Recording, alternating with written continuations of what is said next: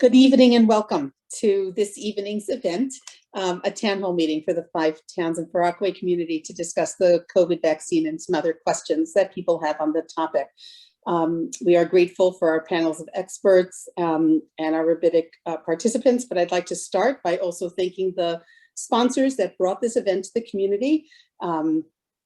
Most of the doctors on our panel tonight are members of and participate with the Jewish Orthodox Women Association, and we are grateful for their bringing information to the from community.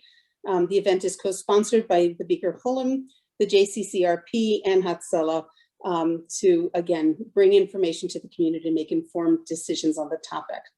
I think we'll jump right in and get started.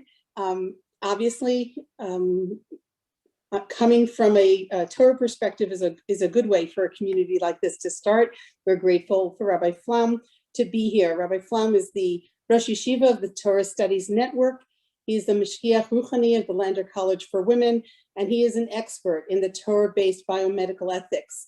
And we are grateful. Rabbi Flum, if you can give us an introduction to the event. Thank you. Thank you for the invitation. I would just like to give a very quick introduction to the halachic perspective of the importance of medicine and what are the halachic parameters defining how we're supposed to deal with medical issues. The first thing I want to mention in the world of halacha based upon biblical law and Talmudic law is the Torah says, the Torah tells us there is an obligation for a person to be involved in medical care. According to all the sources, this halacha is number one, obligatory.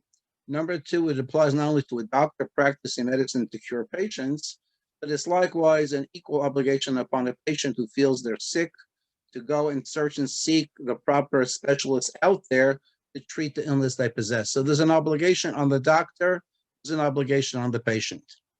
This concept of responsibility to practice medicine and to receive medical care is not only dealing with the concept of curing disease, but even preventing disease. And this is the way the Gedolei HaPoskim of our 21st century paskin. We have to do whatever we can to make sure not only that we cure disease that we might have, but prevent disease we might have by the modern medicine available to us in the marketplace. I do want to mention that there is a Torah obligation to listen to the doctors of a historical period of time, to hear what medicine has to say about the medical treatments that are available when it comes to taking care of medical problems. I also want to mention that the medicines that are used have to be approved. They have to be what's called in halacha refuah beduka, for instance, FDA approved, which means they have been tested, tried, and proven to be sufficient to take care of treating disease or preventing disease. And I also want to mention a very important fact many people are not aware of. Chazal, who are themselves, many of them doctors themselves in their generations, were aware of the fact that not every medicine cures everybody on an equal level.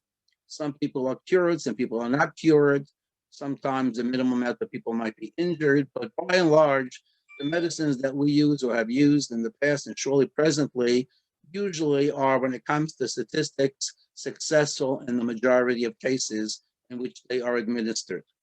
I do want to mention there's no such thing as 100% safe medicine. Chazal already told us the reason that the Gemara uses the expression, God gave us a reshus, a permission to practice medicine, is the awareness that any time a doctor gives you a prescription, a medicine to take, or they perform a surgical procedure, there's always a certain amount of risk involved in this procedure. Nevertheless, God gave us a divine sanction, not only to practice medicine, but to sometimes momentarily place our patients in momentary danger more than they were before for the purpose of treating them and curing them from illness or preventing them from receiving disease. So to say the medicine is only 100% we are supposed to take, and medicine that's not 100% is halachically and historically inaccurate.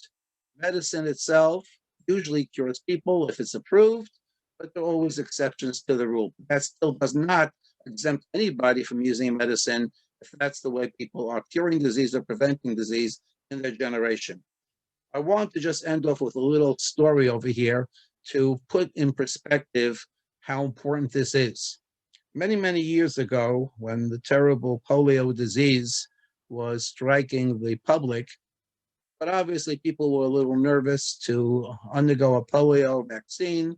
And, there were many people who were talking about, should we not? Is there a danger involved?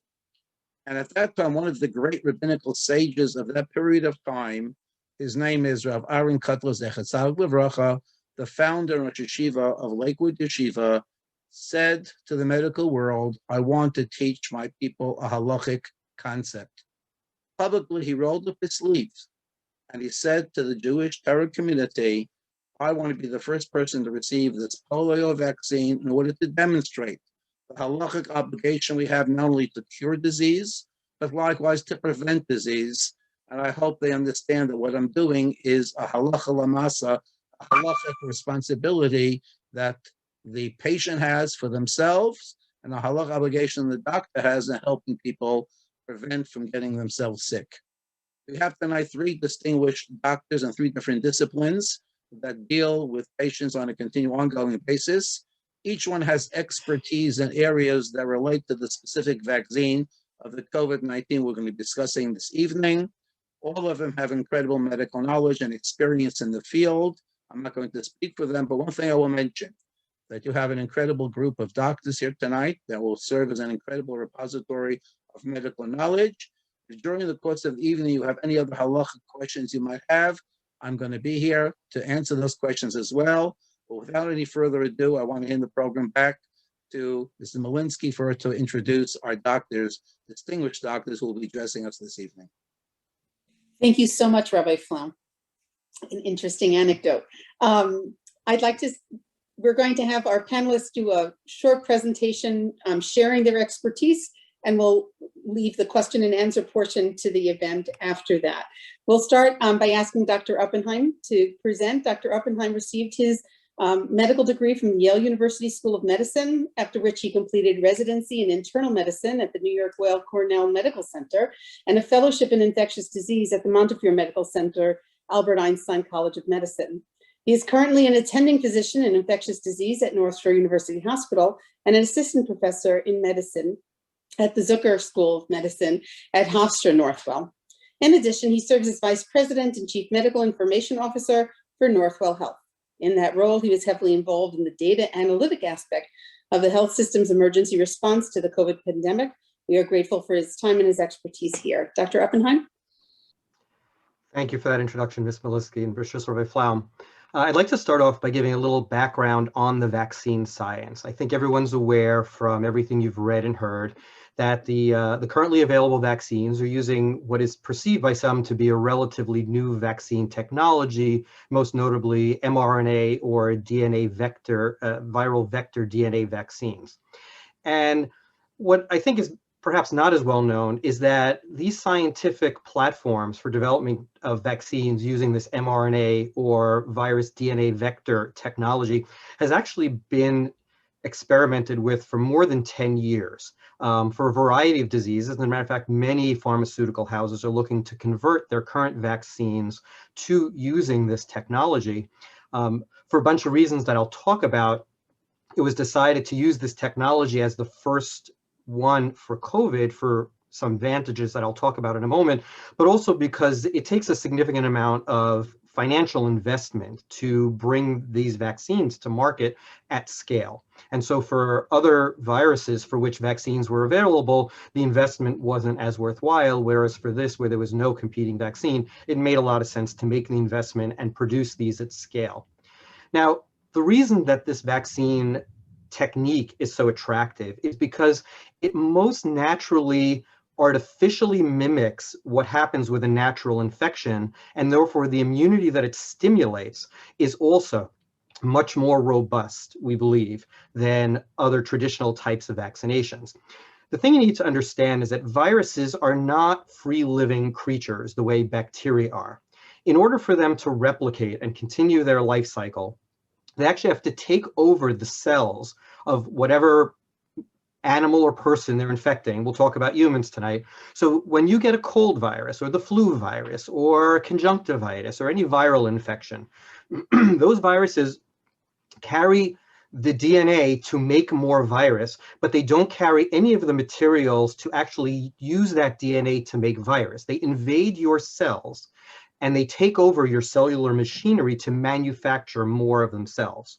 So the mRNA virus that delivers a little piece of a virus, not a whole virus, right? So what it delivers into your cells cannot make more virus, but it teaches your cells to make enough of the virus for your immune system to learn to act against it. Is very similar to what your body does when you get a natural viral infection. And that seems to stimulate, you probably heard a lot in the news about antibodies and T cells, and there are different arms of the immune system. And when your own body cell is invaded and starts to produce something that is not part of your body normally, it activates all the different arms of the immune system. And so it produces a very robust immune response. And so that is why this technique of introducing a little piece of the SARS-CoV-2 virus, the virus that causes COVID, into your cells, not enough to make more COVID. Your body cannot manufacture virus from this, just a little protein, enough though that all arms of your immune system learn to attack it should it come into your body again. And that's why these vaccines have such high efficacy rates, as we'll talk about in a moment, and why, again, as you're seeing the emerging literature, why it seems to cause antibody responses, T cell responses, and memory immunity in different parts of your body. It really seems to very effectively stimulate the immune system by virtue of mimicking what a viral infection does without putting you at risk for any sort of virus infection, because there's just not enough pieces to make a virus, just to make enough for your body to learn to recognize it. Now, Roy Flum introduced the concept of refuah baduka, right? And I think one of the other questions we get asked is, what exactly is this emergency use authorization as opposed to a full FDA approval? And does that mean that the FDA had a lower set of standards and was willing to accept products that were less safe or less proven? And I would argue the answer is not really.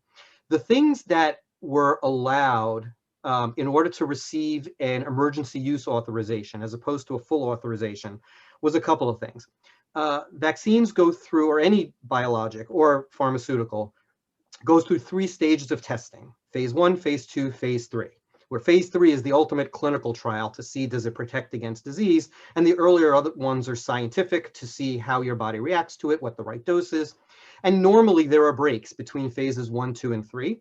Under the emergency use authorization, the pharmaceutical houses were allowed to move straight from 1 and 2 that were done simultaneously and into 3, which again doesn't impact any of the safety and efficacy evaluation.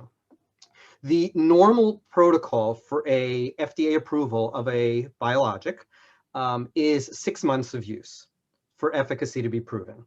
In the case of the emergency use authorization, what they said was, when the pharmaceutical test reaches the point at which you've seen enough cases in your placebo group, the group that didn't receive the vaccine, versus those who did receive the vaccine, to make a statistically valid case that the vaccine is effective, you could stop before 6 months if that occurred, which was, again, how these made it to the market a little bit quicker.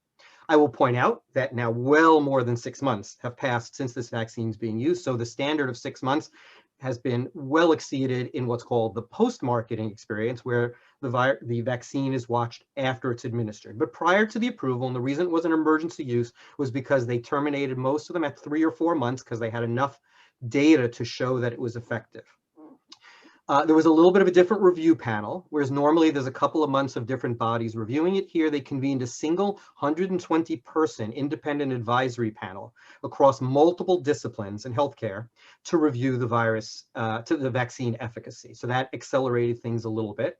And the other thing, which we'll talk about a little bit more in a moment, is it required that there be more aggressive post-marketing surveillance, right? So since they knew that it was a little bit shorter of a trial by maybe 2 or 3 months, there was going to be more post-marketing surveillance around this. And I'll talk about that in a moment, and maybe we'll talk about it more in the question and answer. There was absolutely no compromise of the safety requirements. Every potential adverse event with the vaccine had to be reported the way it is with every other vaccine trial. As a matter of fact, just anecdotally, to show how aggressive they were in saying everything had to be reported, and I believe it was the Pfizer trial, maybe the Moderna trial, but I think in the Pfizer trial, there was a report of a case of multiple facial bruises and fractures as a result of blunt force trauma with another individual's hand. So basically, someone reported that someone got punched in the face after receiving the vaccine. But because something happened that was adverse after the vaccine, it gets reported. And not surprisingly, the review board determined that it was unlikely to be vaccine related. But I share that anecdote only to show you how the safety surveillance for vaccine-induced issues was not relaxed an iota just because it was an emergency use authorization. I think everyone is probably familiar with the clinical trial results and the very, very high efficacy with the Moderna and Pfizer vaccines showing, in the mid 90, well over 90% efficacy at preventing disease. J&J maybe slightly less than that, but overall, very, very significant number. Maybe it's, more like 72 or 75% for J&J. There are some caveats. We know that older adults may mount a slightly less effective response. And we certainly know that patients with severe immunosuppression, so potentially cancer patients, the one that has the most data is organ transplant patients, where there were not enough of these patients in the trials to make a lot of statement, but in the post-marketing era, now that they're doing trials, there's definitely lower antibody production in organ transplant recipients. And so there are still vulnerable populations. And I think the key thing to keep in mind is that no vaccine, as Roy Flom alluded to, is 100%. 90%, 95% is far better than flu shots, far better than many vaccines on the market, but there are breakthrough cases. In the trials, the good news is that in the trials, even when there were breakthrough cases, almost no, minimal cases of folks who actually required hospitalizations or had severe disease. So even in the cases where there were vaccine breakthroughs, and we've seen this in our experience, post-marketing, almost everybody who gets it who's had the vaccine has a mild case, and hospitalization is exceedingly rare in vaccinated people. But because there are vulnerable populations, it is imperative, I think, on all of us to consider the fact that we have a communal obligation to protect those for whom the vaccine is less effective. And so the need for everybody who is healthy and maybe not as high risk to have a bad outcome, there is a need for them to stay healthy and keep this from circulating to the extent possible, because there are still small numbers of patients with some vulnerability. I want to talk in my last few moments about the concept of variants. I think you've all heard on the news about the circulating virus variants. In general, most of the variants that are out there affect infectivity, I mean how easily the virus is transmitted from person to person. They seem to have, for the most part, most of the variants have less effect or no effect on making the vaccine less effective. There is one known mutation in some countries, and that mutation is present in the New York City area as well, happens to be called 484K for those who follow this sort of nerdy thing like I do. This mutation does seem to make the virus slightly less effective. We don't have a lot of data on how Moderna and Pfizer will fare in large-scale trials against that mutation, because it was not very predominant at the time the Moderna and Pfizer trials were carried out. In the laboratory, it appears the impact on efficacy is very mild. It makes the antibodies in your blood work slightly less, unlikely to be to the event that to the level that it affects the vaccine's ability to protect you. The J&J vaccine is a little bit less effective against that E484K mutation. So in the J&J trials, the South African arm of the trial did show a lower efficacy, but again, not a tremendous amount lower. And so the reason you hear a lot from the scientific community about the concern about variants is not because these variants that are out now are particularly dangerous. However, mutations in viruses is a random ongoing event. 1 in every N million viral replications will lead to a genetic change. And so the concern is getting viral replication in the community down to the point where the number of viruses replicating are so low that we are not going to continue to evolve these mutations to the point where the vaccines become less effective. So the point of understanding the variants is to say, the less people that are transmitting this virus, the less time the virus is replicating, the less chance of a random mutation occurring and making the virus even less susceptible in the future. So the take home is the vaccines work against the mutations, but if we stop transmission, we prevent development of future mutations. And with that, I'll stop and thank you for your attention. Thank you so much, Dr. Oppenheim. Next, I'd like to introduce Dr. Dienstag. Dr. Dienstag practiced pediatrics in the Five Towns area of Long Island. She was formerly the director of pediatrics at St. John's Episcopal Hospital in Rockaway, New York, and recently served on the medical liaison committee of the Torah Academy for Girls in Rockaway and the Shalamis School for Girls in the Five Towns to advise on the school's response to the COVID epidemic. Dr. Dienstag is involved with a broad range of social, educational, and charitable organizations for which she has received numerous honors. She's a graduate of City College and received her medical degree from the Albert Einstein College of Medicine. We are honored and thrilled to have her here to share her expertise with us.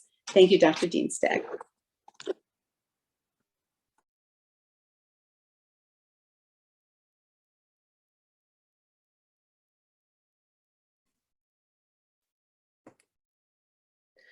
Hi, good evening, everybody.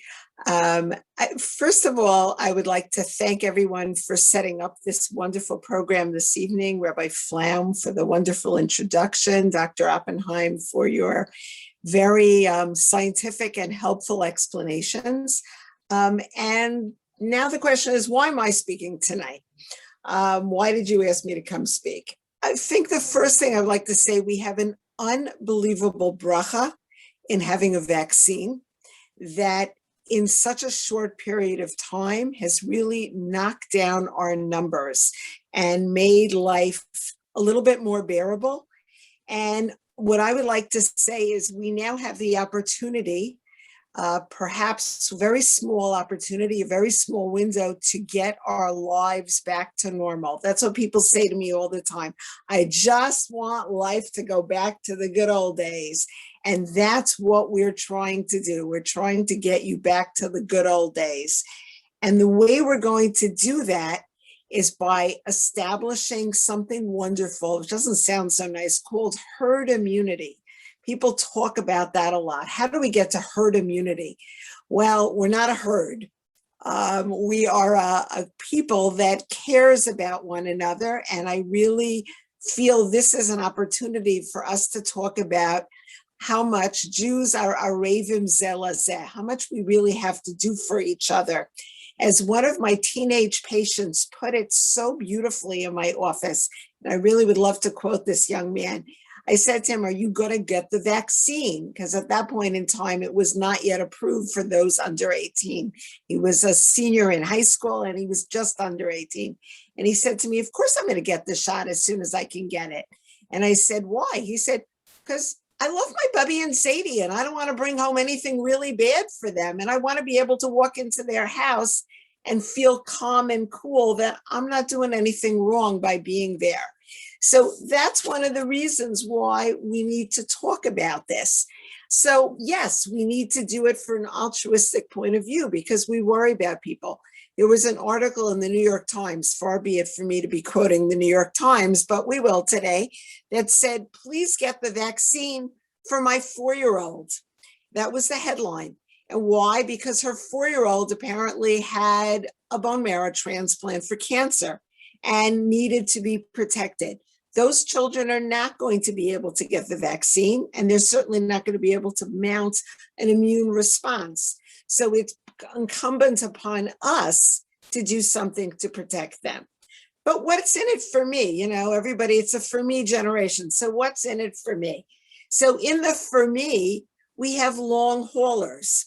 And even though we say young adults and children do much better than us old folks do getting this disease, we really have to realize that almost 1 out of 3 young folks have long haul symptoms.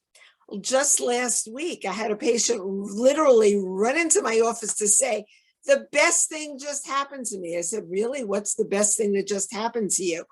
She had COVID over a year ago, last Pesach, and has had no sense of taste since then.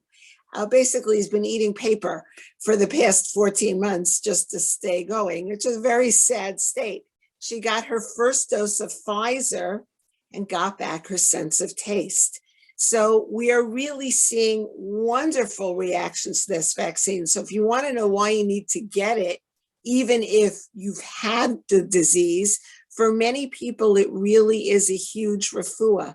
The people who are tired all the time, the people who have what we call chronic fatigue syndrome, which we used to associate only with mononucleosis or Epstein-Barr virus, now seems to also, unfortunately, plague a lot of people who've had COVID-19. In addition, many people are achy. One of the teachers in TAG who I spoke to not that long ago has really been out of school the whole year. She hasn't been sick the whole year, quote unquote, but she hasn't been functional. She hasn't been able to get out and run a classroom and run a school. And those are the kinds of things that we are seeing after we vaccinate people. So that is really part of why we want to be involved. We want to vaccinate. And we want to know what we can do to prevent ourselves from getting ill. We could continue wearing those N95 masks, as has been suggested, but we would like to move past that. We want to move into normal life. And this is an opportunity for us to get back to that normal life. There are no guarantees with COVID, unfortunately. I can't say, well, if you get it when you're under 30, you don't have to worry about it. We can't make that promise. We can't make that promise to under 20s. There are people who are still having serious complications, even at a young age, and we want to be able to protect them. We also talk about the variants, and yes, the less the virus gets to replicate, the less it gets to be around, the less variants are going to come by. And some of the variants are definitely more contagious, more concerning, more difficult and to deal with. And the faster we get everybody vaccinated, the easier and the better it's going to be for all of us. We hear stories of, yeah, you know, I got the vaccine and I was so sick for 3 days. It's not pleasant. I'm not going to say it was pleasant when I had my second vaccine and I felt like I couldn't get out of bed and had shaking chills for 2 days. But it was certainly a whole lot more pleasant than having COVID, which is not going to be gone in 2 days with some Advil and a bed rest. So that's really what we're trying to emphasize. Are there possible complications to the vaccine? Of course there are. There are possible complications when you take a penicillin tablet, or when you take an Advil or a Tylenol. So we know that nothing in medicine is perfect, but this is pretty good. And I think sometimes we just say pretty good is good enough right now for all of us. Thank you for your attention. Thank you so much, Dr. Dienstag. And finally, we'll move to our panelist, Dr. Altman. Dr. Altman is faculty, is a faculty attending in obstetrics and gynecology at the Long Island Jewish Hospital at Northwell Health. She is an assistant professor at the Zucker School of Medicine at Hofstra University. She attended McGill Medical School, sits on numerous hospital committees, including the admissions committee for Hofstra Medical School. Dr. Altman has received numerous awards for teaching medical students and residents. Most recently, she received the 2020 Teaching Award from the Association of Professors of Gynecology and Obstetrics. And we are grateful to have her and her expertise here tonight. Thank you, Dr. Altman.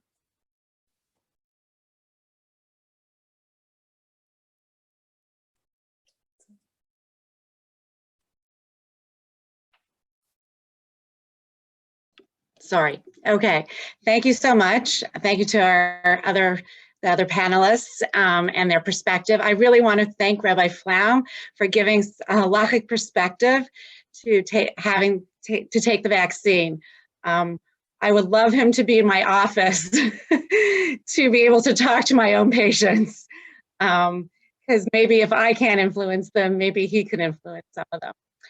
So I'm going to start with this joint statement that was put out by the American College of Obstetrics and Gynecology, the Association for Reproductive Medicine, and the Society for Maternal Fetal Medicine. These are the three big governing bodies that came out with a statement when the vaccine became available. Since the vaccine was not studied, the initial studies did not include pregnant patients, but we felt strongly that pregnant patients should still receive the vaccine. So the statement goes that throughout the COVID-19 pandemic, patients have had questions about the impact of the virus on their health. Now, as the rollout of the COVID vaccine progresses, patients similarly have questions about whether the vaccine is right for their individual health needs. As experts in reproductive health, we continue to recommend that the vaccine be available to pregnant individuals. We also assure patients that there is no evidence that the vaccine could lead to loss of fertility. While fertility was not specifically studied in the clinical trials of vaccine, no loss of fertility has been reported among trial participants or among the millions who have received the vaccine since their authorization, and no signs of infertility appeared in animal studies. Loss of fertility is scientifically unlikely. So this was put out, a statement by all the 3 major governing bodies for obstetrics and gynecology.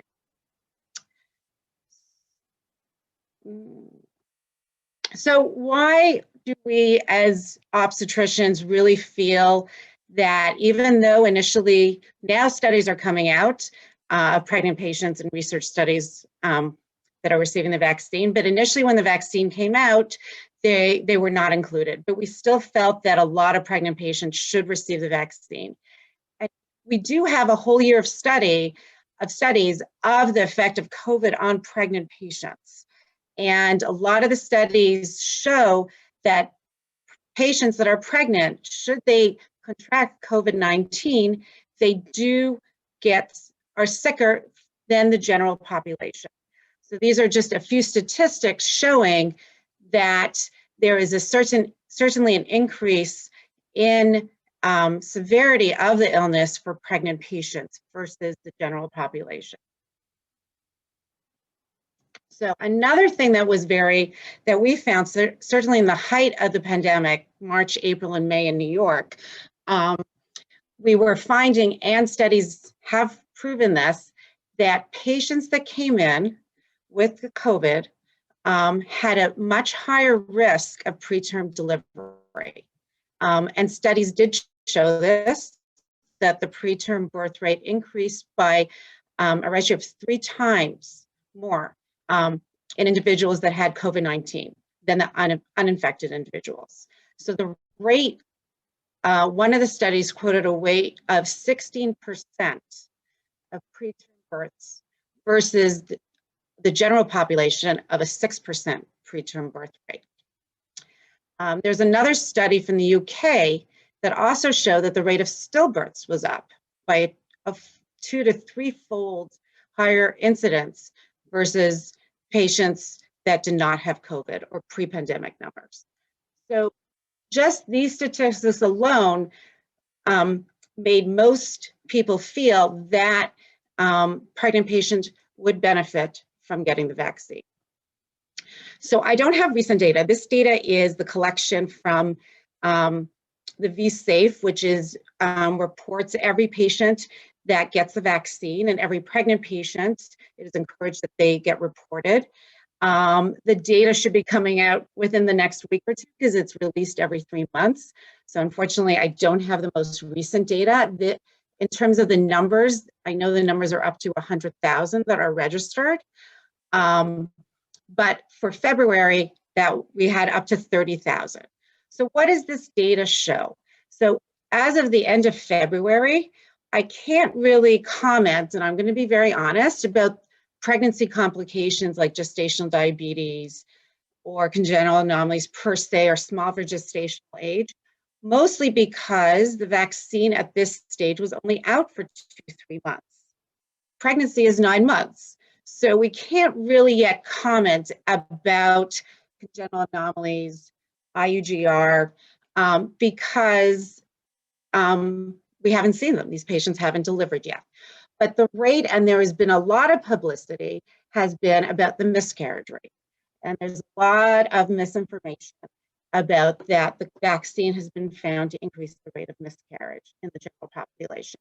And looking at these numbers, 26 might be a little high. Usually the miscarriage rate we quote is about 20%.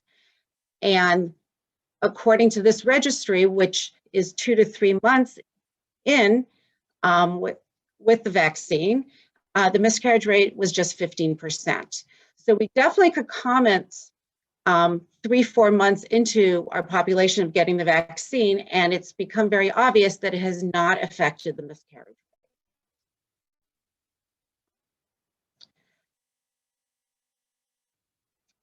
Oops, sorry. I don't know why I'm going backwards. I apologize. Sorry. Okay. So what are the advantages of getting the vaccine? So besides the fact that you're protected against getting COVID, there are also studies that are now showing that there is transplacental transfer of the antibodies from the vaccine. So if a pregnant woman gets the vaccine, they have found that there is passive immunity to the neonate as early as 16 days after the first vaccine.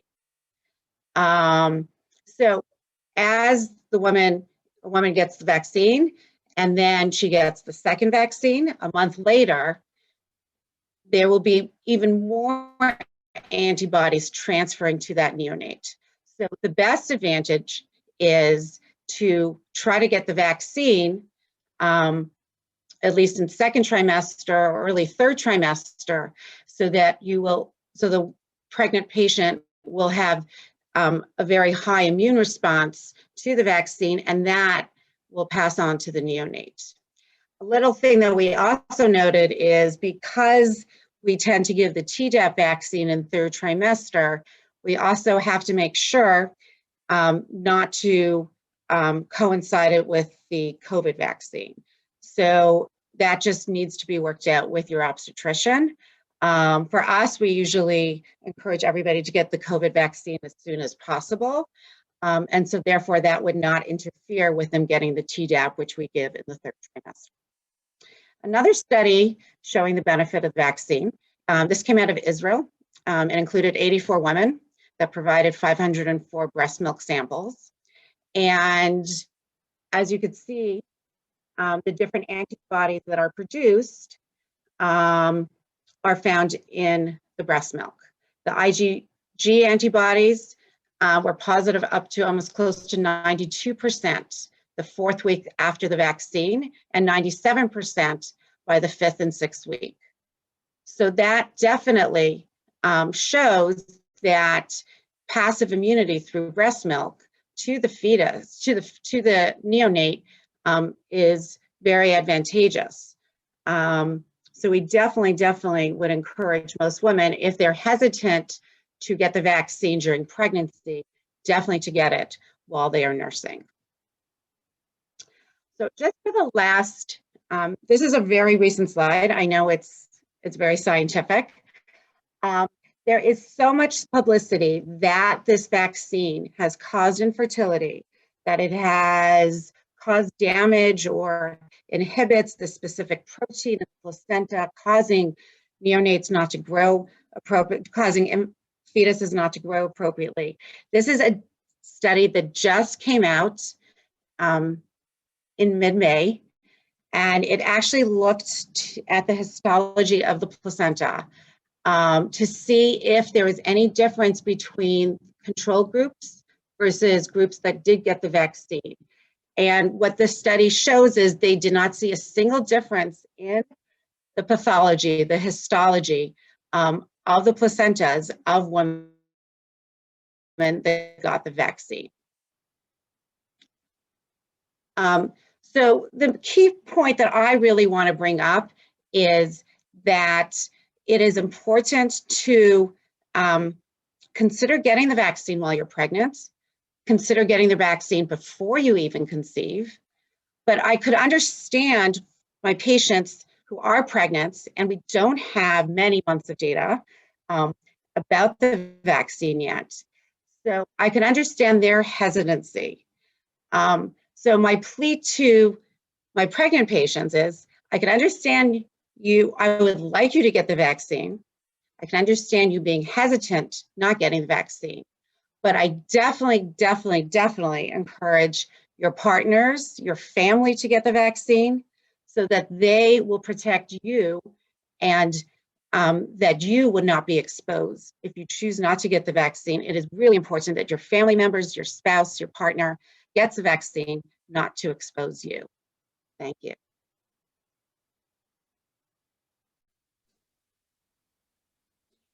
Thank you so much, Dr. Altman. If I can ask you to stop the screen share. Yes. Terrific. Thank you. So again, thank you to each of the panelists for your knowledge and expertise and clarity of information.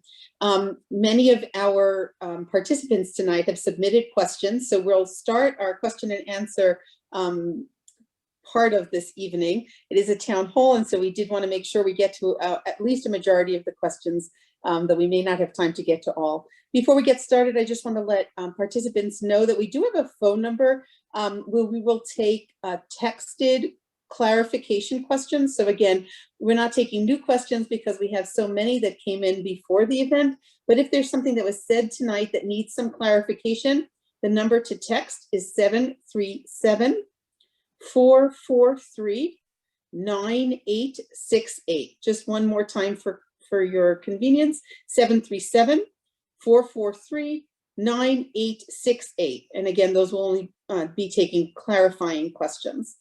Dr. Dienstag, if you're okay, I'd like to start asking you just some questions related to children in specific. There's a question that came in. I'm actually going to combine two questions. It says, are vaccines really necessary for children under 18? And isn't COVID benign in children under 18? So the answer to the answer to both of those questions are yes, they're really necessary, and no, this is not so benign as you think it is. I'll throw in one more that I know had been asked, was about myocarditis, or heart inflammation from the vaccine. That is being closely monitored by the FDA as well as by the Israeli medical society.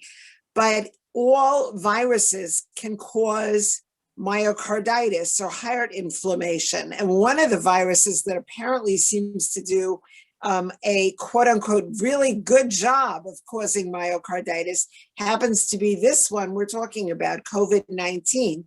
So the concern is not just from the vaccine of a young person getting a heart inflammation or a myocarditis, but it can also happen from the disease.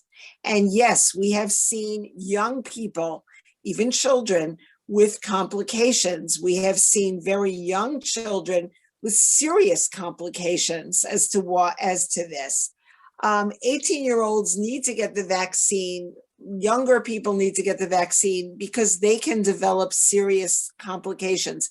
They also, even more than the acute serious complications, can develop what we call long hauler syndromes, or the people who are just not as sharp as they were before they had the vaccine, memory loss issues.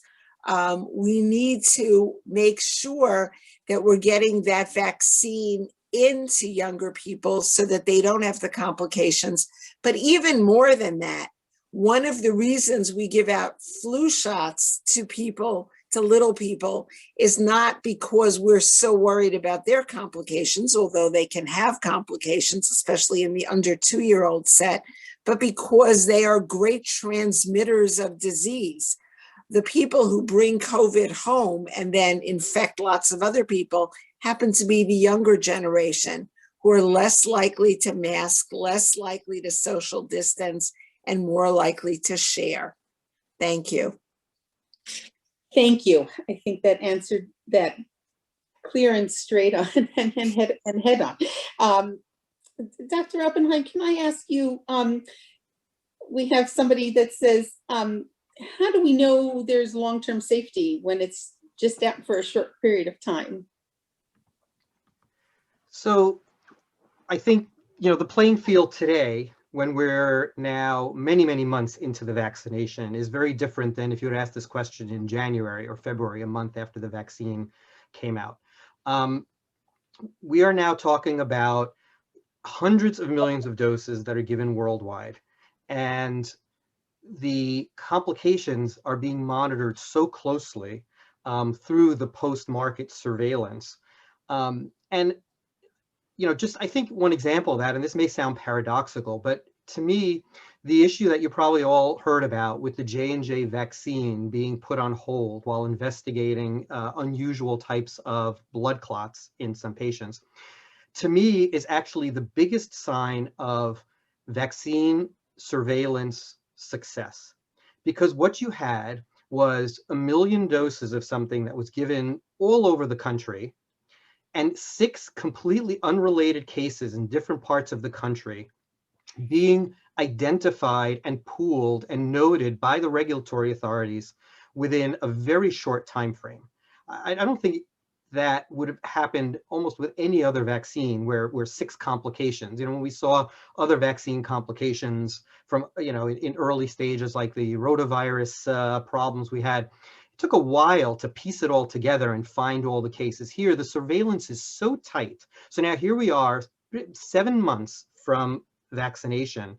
And when 6 cases out of 1 million occur in disparate parts of the country, the FDA knew about it and put a hold on the vaccine to figure out what was going on. So I think we can have a lot of confidence that the post-marketing surveillance in only 6 months may be equivalent to what we get with 1 year, 2 years, or 3 years where the vaccines get less surveillance.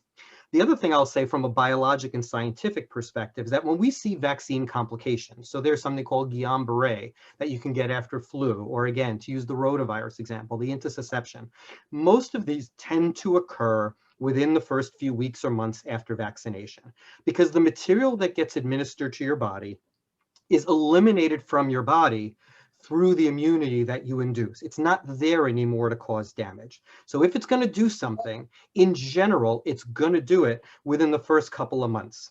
Again, the only exception may be certain rare kinds of autoimmune diseases, which when your body's sort of primed to attack itself, and maybe this sort of non-specifically stimulates your immune system, you can maybe come up with a hypothesis, and it's purely a hypothesis, that something could happen later on. But the reality is when we see vaccine complications and almost every other vaccination where we've seen complications, it is within the first few weeks or by months. And shortly after, a couple of weeks after the vaccine is in you, any remnant of the material that was introduced is completely gone and can no longer really stimulate a reaction. So I think there's a lot of good reasons to be confident. Of course, we all have to be humble.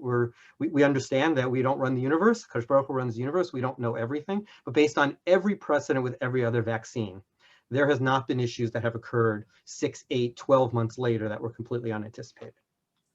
Thank you so much. As a follow-up question to that, are we concerned about the fact that that there isn't liability to the manufacturers?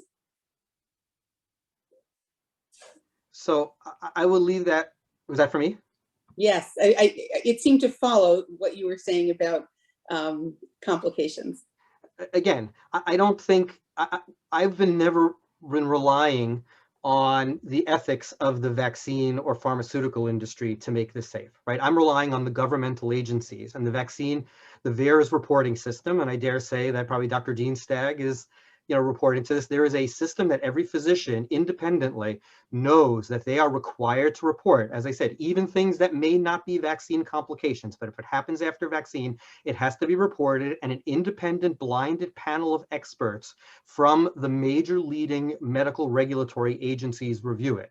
So personally, I don't really care whether or not the vaccine companies are ethical, they're not ethical, they have perverse incentives or not. We don't have the fox watching the hen houses here. We have independent agencies that are driven by science who are looking at the vaccine efficacy and the vaccine safety. Thank you.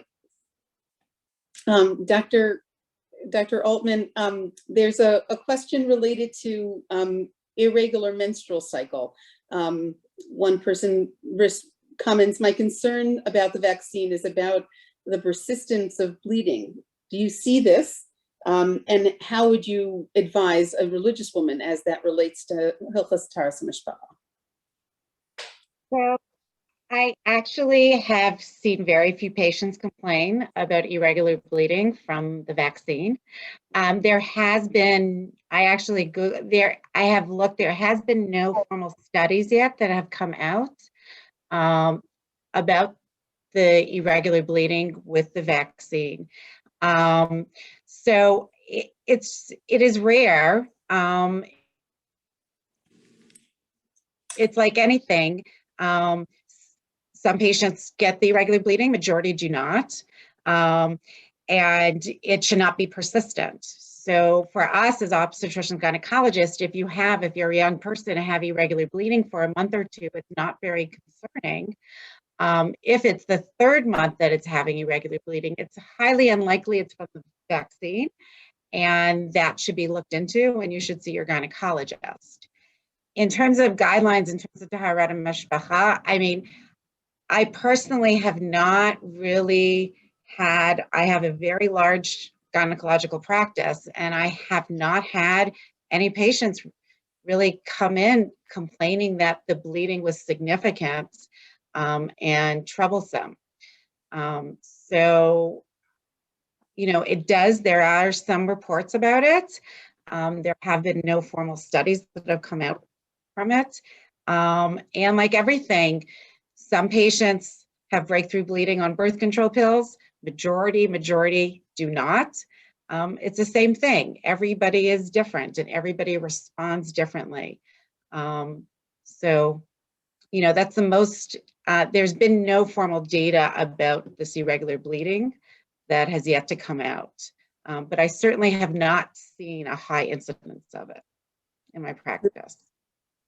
Thank you very much. Rabbi Flem, I'm wondering if you would be comfortable to just address the concern. Is this a reason for a woman not to take the vaccine?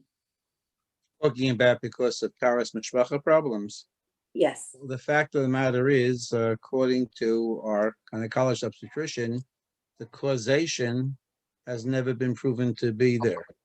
So unless they can show there is actual causation between taking this specific vaccine and causing irregular blood flow, unless you can prove that, we are not worried about that.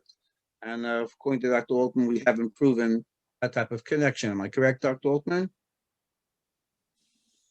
Right. There has been no formal connection with the two. And if in fact it will in the future present itself as a definitive fact, we will then reevaluate what to do and how to deal with it. And where there is a will, there's always a halachic way of dealing with problems. So the fact of the matter is, until there is a definitive proof there is a problem in a connection, we're not going to worry and make problems that don't exist at this point in time. But as a side note, should you not get the vaccine and should you get COVID, then you have to quarantine and you can't go to mikveh either. That's another thing to think about. Excellent point. Yes, thank you. Dr. Oppenheim, how long do antibodies from natural immunity last? That is an excellent question. And unless we're going to continue the panel till midnight, we probably couldn't review all the information. I think there's a second unasked question that I'll throw out before I respond to it. And again, as I mentioned earlier, the beauty of the vaccine technology that we're using is that we stimulate not only antibodies, which are one part of the immune system, but also something called T cells and memory B cells and all sorts of other parts of the immune system that are involved in the your body's fight against COVID. But I'll make a couple of general comments. So number one, the antibodies after natural infection have been shown to wane, and it varies widely depending on the severity of illness. They can be as little as 3 months to as long as, we're only a year out, and we know some people still have antibodies a year later. It remains an open question if the antibodies that we measure are truly a sign of protection. And this is an important point, and we may be going to a little bit of a rabbit hole, so I apologize. We measure a certain antibody, the spike protein antibody, or we used to measure something called the nucleocapsid, a different antibody, because it was a convenient an easy way for a laboratory to measure the presence of antibody. It is not necessarily proven, although there's some data to suggest that that is the antibody that actually fights off the virus. When your body is fighting any foreign invader, you make hundreds, if not thousands, of different types of antibodies against different parts of the invader to try to stop it. And we don't know exactly which are the most critical antibodies, other than when we do the vaccine trials. So when the vaccine trials were done, they did not measure the antibody that you would get from Quest or LabCorp or any doctor's office, or of course the Northwell Core Lab. What they measure is literally taking your blood in a tube with virus and cells on it and show your blood's ability to block the virus from entering those cells, right? It's what's called in the literature neutralizing antibody. So I give you that as a background because the answer is that the antibodies we can measure seem to last between 3 years and 3 months and at least a year. That's the longest we have to look at. Or now we have maybe 14, 15 months of data. Whether that really does or doesn't correlate with immunity is still an open question. So what we are relying on more is in the vaccine trials, we know that it produces this neutralizing antibody, right? Because they literally measure whether your blood can attack and stop this virus from invading a cell. And the clinical trial participants and now post-marketing are being followed over long periods of time for clinical disease. So the duration of protection from antibodies or the vaccine will only be determined not by measuring a blood test, but by following the clinical trial participants or patients who've had COVID before, or patients who've received the vaccine outside the trial, and seeing at what point do the neutralizing antibodies in their blood start to wane, and or at what point do we see the cases beginning to occur. Right, and that is where this whole question of when we may need boosters or otherwise. But again, the best test of it is really going to be following clinical cases, because we know that, as I mentioned before, antibodies are only one piece of your immune response. So again, we can measure those neutralizing antibodies. We can test your blood's ability to stop the virus from entering a cell. But even that may wane over time, and your body still has protection because of what we call these memory cells that will sort of reinvigorate your immune system when exposed, or the T cells, which are much, much harder to measure routinely. So it's a very, very unknown question, but a lot of attention is being paid to following trial participants and vaccine recipients to understand the duration of protection. Thank you. Dr. Dienstag, some doctors have stated that vaccinated people have an increased risk of infection for non-vaccinated people because they're shedding viral particles. Is that true? It's absolutely not true, because there are no viral particles in the vaccine that we're giving people. There are very, very few vaccines that actually can do that, that can give somebody a virus. The only vaccine, and Dr. Oppenheim could correct me, the only vaccine that I remember clearly from many years ago was something called the oral polio vaccine, which we gave to babies and, cut out a few shots. But you could actually, the baby was actually producing some amount of viral particles, not dangerous to a healthy baby. However, there were issues that in the diaper, there were viral particles that could have infected people with immune deficiencies, particularly an immune deficiency now called HIV, which at that time was called AIDS. And it was pulled off the market for that reason. But the vaccine that we are giving now for the SARS-CoV vaccine actually only codes for a little piece of the protein of the virus, actually the leg, and it cannot possibly cause any disease or any virus to anyone. Thank you. Thank you for asking that question. It has come up fairly frequently in my practice. I have to thank the participants. We don't get to see them, but we appreciate those who took the time to send in their real concerns so that we can hear the experts respond to them. So thank you, Dr. Dienstag. Rabbi Flaum, there's some question about hearing both sides, or there are people who diminish the risk of the vaccine, but increase the claim of the risk of the virus, as opposed to those who minimize the risk of the virus and increase the risk of the vaccine. When there's this sort of conflict of interest, or you're hearing both sides, there's some sense that we should be listening to the people who have no conflict of interest, as opposed to the industry of medicine, or the people who are getting funded by the government to do these studies, because they're somehow compromised or have some conflict in presenting the truth. Can you speak to trusting or not trusting the source of that information? I want to make a very definitive statement, and I hope everybody in the audience is listening very carefully. Unfortunately, and I say this unfortunately, we have a great internet today in which a person could publicize information, send it out to millions of people around the world, and people who hear this and see this, not knowing whether it has any efficacy or not, will take it as Torah from Sinai and therefore base their decisions accordingly. From all the reports and medical journals that I have read, I do read medical journals, believe it or not, besides learning a block tomorrow. From all the stuff that I've read, I will tell you that there is no question on the face of this earth that every gadol b'Torah, every halachic medical ethicist like myself, and I'm talking about gedolim who are much older than me, who basically have a worldwide reputation. There's nobody that I know of repute, that's an expert in medicine halacha, that questions the efficacy of this specific vaccine, the halachic requirement to take the vaccine to prevent this terrible disease from literally, potentially taking your life, and the importance of this vaccine to prevent it from allowing you to spread the disease to other people who might be more vulnerable.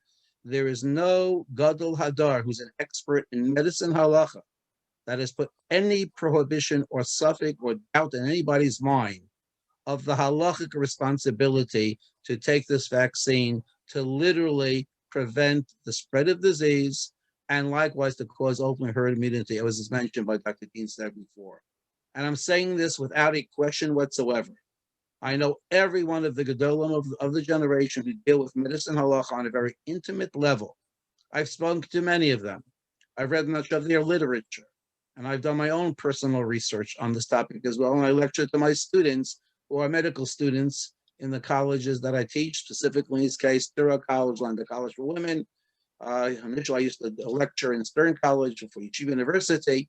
I can tell you very honestly that when it comes to this specific vaccine, to say it has 90 to 95% validity when it comes to preventing this disease is unheard of when it comes to vaccines. That was mentioned before by Dr. Oppenheim. We're dealing with a very incredible refuah b'duka over here.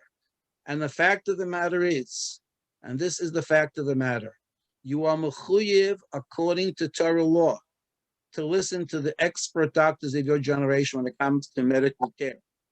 You just can't just read what it says on the internet. You have to speak to the experts who are known to be experts. And you have to speak to the halachas that are known to be halachic experts in medicine halacha.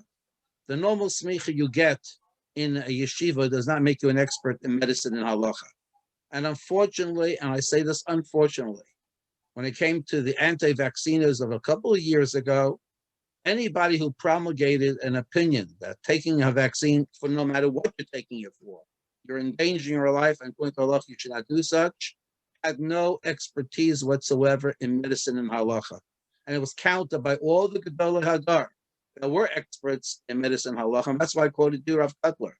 Rav Cutler, in order to show people that polio shots were important and you're mechuyev to take it because Arapi, he rolled up his sleeve publicly and demonstrated that specific point. In Jewish history, I can tell you over and over again, the famous story of Israel Salant, in his generation, there was a problem of cholera. And when it came to Yom Kippur, he was told by the doctors that if they fast, they're going to put themselves in terrible endangerment. They're going to put themselves, because of their weakness, of being susceptible. What did Israel Salant to do? On the night of Kol Nidre, on the beginning of Yom Kippur, he went in front of his congregation and he said to them, I want you to know this Yom Kippur, we are not going to fast because of the potential pekuach nefesh or safek pekuach nefesh. He then raised a cup of wine and he made kiddush, and he drank it to show them that he is not fasting because of what the doctors told him is needed to protect them from disease, and therefore his congregants shouldn't be more religious than he is. This is the halacha of pekuach nefesh being dochel kol ha'tarei, safek even svek is a dochel kol ha'tarei. So whoever thinks they're smarter than the doctors and smarter than the halachas who have studied this topic and can promulgate to people that it's a bigger danger to take the vaccine than not to take the vaccine has no idea what medicine halacha is all about. And I don't even want to have abilities for them to even debate me. If they want to debate me, I won't even bother debating them. The statistics and the facts prove the point I just mentioned to you. And that is the consensus of 99.999% of the Gedolim who are experts in this specific area. Thank you so much. Thank you. Dr. Oppenheim, one of our participants says, I don't need to take the vaccine because there are other COVID preventions out there that are more effective than the vaccine. For example, ivermectin or hydrochloroquine. Is that true? Halavai. So we talk about both. Let's talk about hydroxychloroquine first, because that is far more studied than the ivermectin, which I'll talk about in a moment. But hydroxychloroquine has absolutely been shown in study after study after study to have no influence either in active COVID disease, as it was originally studied, as well as in the prevention. Probably the largest and best study was done right here in the city in Columbia. And it showed that patients who were receiving hydroxychloroquine did not get COVID with a lower incidence than those who are not taking hydroxychloroquine. So no disrespect to our past president, it is not an effective prophylactic measure. Ivermectin is still an evolving story, but as of today, there is no data that really shows that ivermectin prevents COVID. Just for those who are not familiar, ivermectin is a very commonly used antiparasitic drug.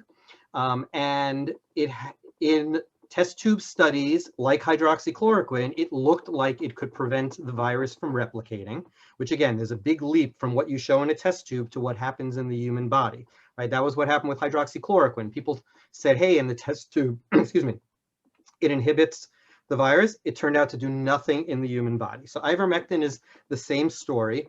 The reason people are looking and wondering whether it has some prophylactic protection is purely based on some large population studies that said, hey, here are countries with high parasitic burden, a lot of people getting parasite disease, and a lot of ivermectin being used. And look, they have a slightly lower incidence of COVID than other countries. Now, obviously, that, we say in statistics all the time, association does not prove causality. Right? So there may be other factors in those countries that are leading to it. It may be less densely populated, more rural. There are a lot of reasons why those countries may have lower incidence. And simply by saying, well, they happen to have lots of ivermectin used and they happen to have less COVID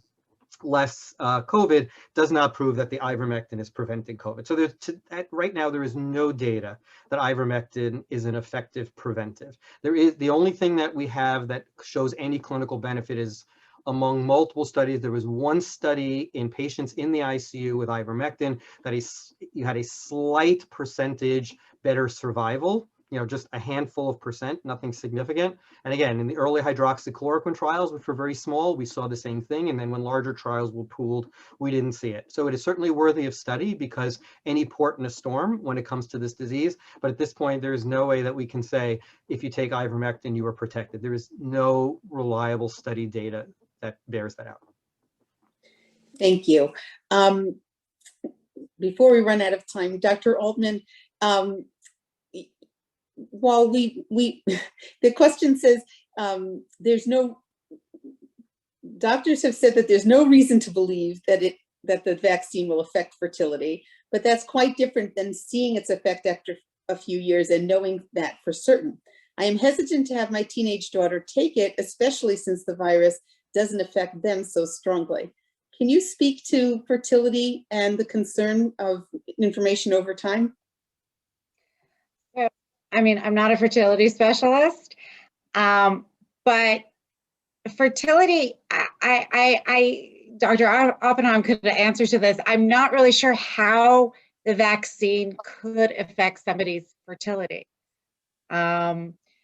It's, fertility, a woman's infertile, either because she doesn't get her periods regularly and the vaccine does not cause that, or her tubes are blocked and the vaccine doesn't cause that, or the sperm count, a man's sperm count. I can't answer to men because I don't take care of men, but certainly in terms of a female, I'm not really sure how this publicity and why this concern came up, that this vaccine could affect fertility.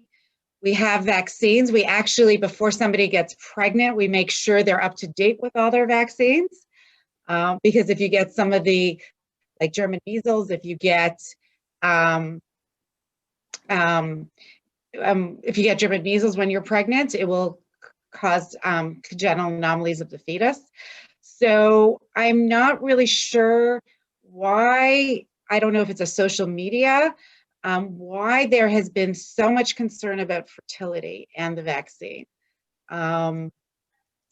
It boggles all of us, because we are a little confused why they think this vaccine will cause problems with fertility. Maybe Dr. Oppenheim could answer me in terms of the science behind it, that this has come up, that people are so concerned. So Lenise Dati, it's not based on science. There was a person who promulgated a theory based on absolutely nothing, where they said, oh, there's a protein in the uterus that resembles the spike protein of the virus, and if you make antibodies to the spike protein of the virus, you'll attack your uterus. It was completely made up, but it ripped through the internet, and it really doesn't even pass the sniff test from a reality perspective, because when you get natural COVID infection, you make the same antibodies that your body is being trained to make with the vaccine. And so if this were true, that antibodies against spike protein attack your uterus,